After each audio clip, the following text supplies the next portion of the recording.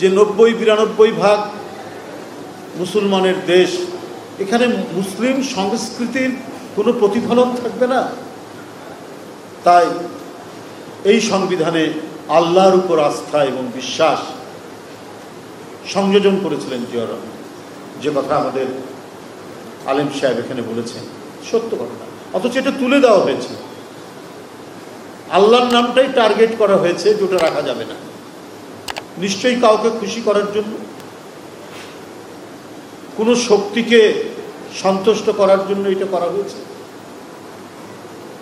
যে আমাদের যে সংবিধান, আমাদের যে রাষ্ট্রের মানে যেটা চালনা শক্তি, সেইখান থেকে আল্লাহর উপর আস্থা এবং বিশ্বাসকে তুলে দেওয়া, এটা যে গভীর চক্রান্ত এবং তৎকালীন সরকারের যারা আন্তর্জাতিক প্রভু, তাদেরকে খুশি করার জন্য যে প্রচেষ্টাটা নেওয়া হয়েছে, সেটা নিঃসন্দেহে আমরা বলতে পারি এই কাজগুলো করা হয়েছে।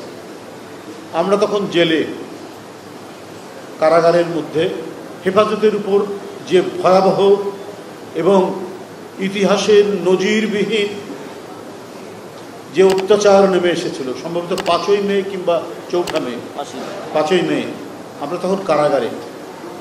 আমরা কারাগার থেকেই যে বিভৎসতার কথা শুনেছি, যে ভয়ঙ্কর রক্ত ঝরানো হয়েছে এই মাসুম বাচ্চাদের, হেফাজতের এই সমস্ত ছেলেদের, তারা আবার সেটাকে নিয়ে উপহাস করতেন। আমি কারাগার থেকে বেরিয়ে এসে টক শোতে গিয়েছিলাম, তো সেখানে তাদের এই অত্যাচার এবং নির্বিচারে গণহত্যা চালানো হেফাজতের উপরে তাদের পক্ষ থেকে একজন ব্যক্তি, একজন বুদ্ধিজীবী এটাকে জাস্টিফাই করার জন্য, এটাকে ন্যায় সঙ্গত দান করার জন্য কথা বলে যাচ্ছেন। তো সেখানে একজন খুব নামকরা সাংবাদিক ছিলেন, তিনি বললেন মানে একটা বিশেষ কথা নিয়ে, যে শেখ হাসিনা এবং তৎকালীন পুলিশ কমিশনার যিনি ছিলেন বেনজির সাহেব, উনি বলছেন যে হেফাজতের ছেলেরা ওইখানটায় গিয়ে বাইতুল মোকাররমের সামনে সব ইসলামী বইয়ের দোকানগুলো থেকে কোরআন শরীফের তর্জমা, হাদিসের তর্জমা এগুলো পুড়াচ্ছে। তো সেই সাংবাদিক সে টক শোতে বললেন, যারা কোরআন মুখস্থ করে, যারা কোরআন হেফজ করে, তারা কোরআন পুরাবে কি করে? কত বড়! একে তো গণহত্যা চালাচ্ছে, একে তো এই কোরআন মুখস্থকারী শিশু বাচ্চাদেরকে হত্যা করছে, সে ব্যাপারে কোনো অনুশোচনা নেই। সংসদে দাঁড়িয়ে বলছে হ্যাঁ, সংসদে কথা বলেছে যে রক্তের স্রোত যখন রাজপথ দিয়ে ভেসে যাচ্ছে, সেটাকে নিয়েও তামাশা করেছেন প্রধানমন্ত্রী তৎকালীন, যে রং মেখে নাকি তারা দাঁড়িয়েছে। কত বড় তামাশা, কত বড় উপহাস তারা সেই দিন করেছেন। তো এই যে ভয়াবহ পরিস্থিতি, এই পরিস্থিতি তো পার হতে হয়েছে, কারণ তারা ভুলে যায় যে এখানে ব্রিটিশ বিরোধী আন্দোলন কারা করেছে প্রথমে? 100 বছর, 150 বছর। হাজী শরীয়তুল্লাহর দেশ এটা, পীর মহসিন উদ্দিন দুদু মিয়ার দেশ এটা, নিসার আলী তিতুমিরের দেশ এইটা। তাদের রক্ত, তাদের শহীদি আত্মদানের মধ্যে দিয়ে ব্রিটিশদের বিরুদ্ধে প্রথম প্রতিরোধ হয়েছে যে মাটিতে, এই বাংলার মাটিতে। সেখানে আপনি ইসলামকে উচ্ছেদ করে দেবেন, আপনি মাদ্রাসা উচ্ছেদ করে দেবেন, আপনি ইসলামী শিক্ষাকে বন্ধ করে দেবেন, এইটা তো হতে পারে না। এটা হয়নি। তারা বারবার চেষ্টা করেছে, যখনই ক্ষমতায় এসছে তখনই চেষ্টা করেছে যে কিভাবে এইটার বিরুদ্ধে একটা পাল্টা বয়ান তৈরি করা যায়, ইসলামী শিক্ষার বিরুদ্ধে, মাদ্রাসার বিরুদ্ধে। আমাদের যারা ইসলামিক স্কলার এখানে যারা বসে আছেন, ইসলামী পণ্ডিত যারা আছেন, তাদের বিরুদ্ধে একটা বয়ান তৈরি করার চেষ্টা করা হয়েছে, কিন্তু সেই বয়ান তারা টেকাতে পারেনি। এটাই হচ্ছে ইসলামের অন্তর্নিহিত শক্তি। ভারতের প্রধানমন্ত্রী বলেছেন যে বিশ্বব্যাপী এরা এত মার খাচ্ছে, গাজাতে মুড়ি মুড়কির মতো ফিলিস্তিন শিশুদেরকে, মানুষদেরকে তাদের মনে হচ্ছে পড়ে আছে মুড়ি মুড়কির মতো মারতে মারতে, তারপরেও তারা কমে না। পৃথিবী দুই একটা মানে তাদের সম্প্রদায়ের কথা বলছে, এরা তো কিছু করতে, এরা পারে না কেন? নিউ ইয়র্ক টাইমসে আমি পড়ছিলাম যে প্রতি বছর আমেরিকায়, মার্কিন যুক্তরাষ্ট্রেই প্রতি বছর মুসলমানের সংখ্যা বাড়ছে। এবং 2013 সালে আমি ব্রিটিশ গার্ডিয়ানে পড়ছিলাম যে ওই বছর লন্ডনে যত শিশু জন্মগ্রহণ করা হয়েছে তার মধ্যে অধিকাংশ শিশুর নামের সাথে মোহাম্মদ শব্দটি আছে। ওটা কিন্তু একটি ইসলামিক রাষ্ট্র না, মুসলিম রাষ্ট্র না। এত অপপ্রচার, এত হত্যা লীলা চালানো হচ্ছে, মুসলমানদের গণহত্যা চালানো হচ্ছে, তারপরেও এরা কমছে না। নিশ্চয়ই এই ইসলামের মধ্যে এমন একটি শক্তি রয়েছে যে শক্তি তাদের ঈমান, তাদের আকীদা, তাদের তাহজিব, তাদের তমুদ্দুন এটাকে বাঁচিয়ে রাখার জন্য সেটা দারুণ প্রেরণার সৃষ্টি করে বলেই সেই কাজটি হয়। কিন্তু কথা হচ্ছে ইসলাম কিন্তু একটা জিনিসকে, আমি যতটুকু পড়েছি, আমার অত জ্ঞান নাই, এখানে আলেম সাহেবরা, ইসলামী পণ্ডিতরা বসে আছেন, তবে আমার যতটুকু পড়ে মনে হয়েছে ইসলাম একটা জিনিসকে খুব ঘৃণা করে, ওটা মুনাফিকি, তাই না হুজুররা? এই মুনাফিকিটা প্রচণ্ড ঘৃণা করে। এটা মানে ইসলাম চরমভাবে এটার প্রতিবাদ করে মুনাফিকিটাকে।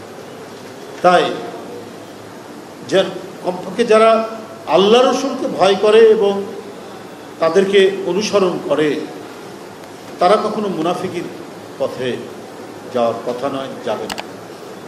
আজকে আমরা দেখি এখানে প্রসঙ্গটা একটু তুলেছে আমাদের সভাপতি আতিকুল ইসলাম মোহাম্মদ। আমি শুধু এইটুকুই বলতে চাই যে আমরা এখানে এই দেশে একটা মুসলমানদের একটা আবাসভূমি দরকার, যেখানে মুসলমানরা সংখ্যাগরিষ্ঠ, যেখানে সংখ্যাগরিষ্ঠ নয় সেটা নয়, যেখানে দরকার সেই জায়গাটুকু মুসলমানদের একটা আলাদা আবাসভূমি। এই জন্য পাকিস্তান আন্দোলন হয়েছিল। সেই পাকিস্তান আন্দোলনে অনেক নেতা নেতৃত্ব দিয়েছেন, আমাদের জাতীয় নেতা এখানকার এনারাও নেতৃত্ব দিয়েছেন, শেরে বাংলা ফজলুল হক, হোসেন শহীদ সরওয়ার্দী, মৌলানা ভাসানী, মৌলানা আকরাম খান, আবুল হোসেন সাহেব, এনারা সব বিখ্যাত সব পণ্ডিত মানুষ এবং রাজনীতিবিদ। সেদিন কিন্তু একটি ইসলামী রাজনৈতিক দল একে সমর্থন করেনি। তাদের যারা আদর্শিক লোক ছিলেন তারা বলেছেন যে না, এগুলো করা যাবে না, এসব কোনো জাতীয়তাবাদ, এগুলো এসব এটা ঠিক না। সেদিন তারা এই কথা কিন্তু বলেছেন। পরে যখন পাকিস্তান হয়ে গেছে তারপরে তারা এসেছেন, এই রাজনৈতিক দলটি করছেন, আমাদের তাতে কোনো আপত্তি নেই। কিন্তু কথা হলো যে সেদিন যারা পাকিস্তান আন্দোলন করেছিলেন তারা সেটাকে মিথ্যা ছিল। আজকে যখন দিল্লিতে জুম্মার নামাজ পড়ে তখন পুলিশ যখন বুটের লাথি মারে, তাহলে কি সেই দিন মুসলমানদের জন্য আলাদা আবাসভূমি দরকার যে আন্দোলন হয়েছে সেটাকে মিথ্যা ছিল? সেটা তো মিথ্যা ছিল না।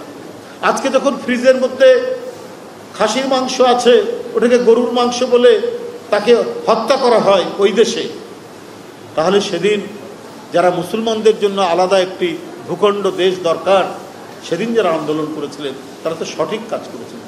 সেদিন কিন্তু এই দলটি সেই ভূমিকা পালন করেননি। তো আজকে অনেক কথাই হচ্ছে, অনেক কিছু বলছেন, সম্ভবত আজকে কিংবা কালকে সেই ইসলামী রাজনৈতিক দলটি তারা বলছেন যে পিয়ার না হলে পরে আমরা পিয়ারের জন্য আমরা তুমুল আন্দোলন গড়ে তুলব। তাই এক সাংবাদিক সম্মেলনে বলেছেন, আনুপাতিক নির্বাচন যেটি।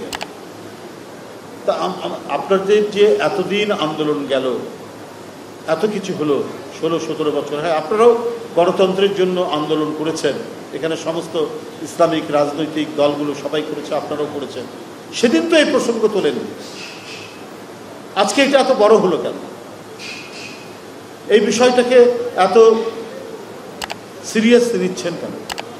এলাকার লোক যদি তার প্রতিনিধিকে চিনতে না পারে আগে থেকে, তাহলে তো মানুষ বিভ্রান্তিতে ভুগবে, মানুষ তো করতে পারবে না যে আমাদের প্রতিনিধি কে হবে।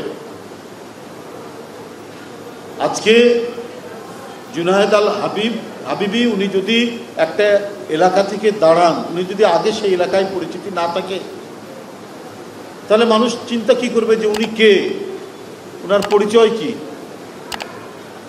উনি কি কোনো ব্যাংকের অফিসার ছিলেন, নাকি উনি ইসলামী স্কলার না অন্য কি, কিন্তু একটা এলাকায় যেখানে তিনি কাজ করেছেন প্রত্যেকটা মানুষ তাকে চিনবে। কিন্তু আজকে এই বিষয়টাকে তো প্রমিনেন্টে নিয়ে আসা, এত সামনে নিয়ে আসা, এটা তো এক ধরনের, আমি মনে করি সুপরিকল্পিত একটা মাস্টার প্ল্যানের দিকে আগাচ্ছেন, কিন্তু এটা কারো জন্যই কোনো কিছু মঙ্গল বয়ে নিয়ে আসবে না।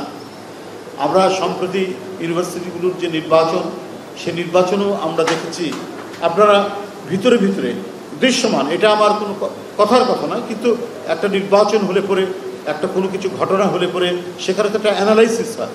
অ্যানালাইসিসে আমরা দেখতে পাচ্ছি যে সেখানে যারা পরাজিত শক্তি তাদের লোকজনরা ভোট দিচ্ছেন একটি ছাত্র সংগঠনকে যারা নির্বাচিত হয়েছেন। এটা কেন হচ্ছে?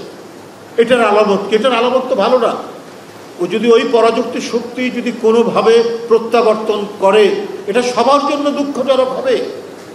আজকে যারা এই মুহূর্তে রাজনৈতিক গেইন লাভ করার জন্য, রাজনীতিতে নিজের একটা প্লাস পয়েন্ট তৈরি করার জন্য যারা তাদের সাথে গোপনে আতাত করে কিছু করতে চাচ্ছেন, এটা কারো জন্যই মঙ্গলদায়ক হবে না। কারণ ওই পরাজিত শক্তির পেছনে আরেকটি বৃহত্তর শক্তি আছে যারা ইসলামকে টলারেট করে না, যারা বাংলাদেশ একটি স্বাধীন অস্তিত্বে থাকুক, কারণ বাংলাদেশ একটি মুসলিম ডমিনেটিং কান্ট্রি, এটা যার সংবিধানের মধ্যে আপনার বিসমিল্লাহির রহমানির রহিম আছে, রাষ্ট্রধর্ম ইসলাম আছে, এটা তারা কোনোদিনই পছন্দ করবে না। তাদের প্রতিনিধি হয়ে তারা এদেশ কাজ করে, এখানে কোনো কিছুই ইসলামের বৈশিষ্ট্য তারা রক্ষা করতে চান না। যদি তাদের করে প্রত্যাবর্তন হয়, এটা কারো জন্যই মঙ্গলজনক হবে না, বরং এটা এক ধরনের ভয়াবহ তৈরি হবে, পরিস্থিতি তৈরি। আর চট্টগ্রামের কি বলে যে ওইটা সীতাকুণ্ড, চট্টগ্রামের সীতাকুণ্ডতে স্থানীয় জনগণ একজন পরাজিত দোসরকে ধরিয়ে দিয়েছে। সেখানে ওই দলটি আজকে যার কথা বললাম, ইঙ্গিতে বললাম, তারা গিয়ে তাকে ছাড়াতে যাচ্ছে, ছুটিয়ে আনতে যাচ্ছে। এই আলামতগুলো কিন্তু ভালো নয়। যাই হোক, আমি রাজনৈতিক কথা বেশি বলতে চাইনি, কিন্তু যে সমস্ত আমরা পরিস্থিতিগুলো দেখছি, যে দৃষ্টান্তগুলো দেখছি, যা ঘটছে, এই ঘটাটা এইভাবে চললে পরে মানুষের মন তো যখন বিগড়ে যায় তখন আর কিছু করার থাকে না, অনেক কিছুই খারাপ কিছু চলে আসতে পারে। সেটা না করে বলেন আসুন, হ্যাঁ, যে যার রাজনৈতিক মতামত প্রকাশ করবে, এটাই তো গণতন্ত্র, এর জন্যই তো সব দল মিলে আমরা লড়াই করেছি।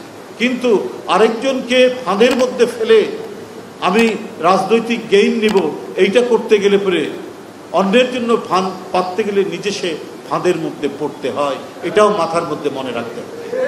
যাই হোক, আমি আল্লাহর কাছে দোয়া করছি, মোনাজাত করছি, আল্লাহ যেন এনামুল হাসান ফারুকীকে দ্রুত আরোগ্য লাভ করা, আমি তার আশু সুস্বাস্থ্য কামনা করছি।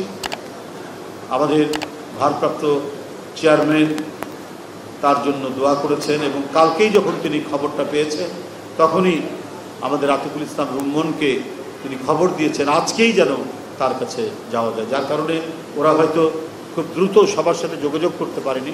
আপনারা সবাই খবর পেয়ে আপনারা নিজেরাই যোগাযোগ করেছেন, এই জন্য আমরা বিএনপি পরিবারের পক্ষ থেকে আপনাদের একদিকে যেমন দুঃখ প্রকাশ করছি এবং আনন্দ প্রকাশ করছি যে আপনারা শুনেই সমস্ত এই মাদ্রাসার সাথে সংশ্লিষ্ট এবং এখানে ওলামায়ে ইকরামের যে মানুষরা, যে সমস্ত সংগঠনগুলি আছেন, জামায়াতে ওলামায়ে ইসলাম না একটা আছে, তারপর হেফাজতে ইসলামের নেতৃবৃন্দ যারা আছেন, অত্যন্ত সর্বজন শ্রদ্ধেয় মানুষ তারা, আমি তাদেরকে আন্তরিক ধন্যবাদ শ্রদ্ধা জানিয়ে এবং আবারও আমি এনামুল হাসান ফারুকীর সুস্বাস্থ্য কামনা করে আমি আমার বক্তব্য শেষ করছি।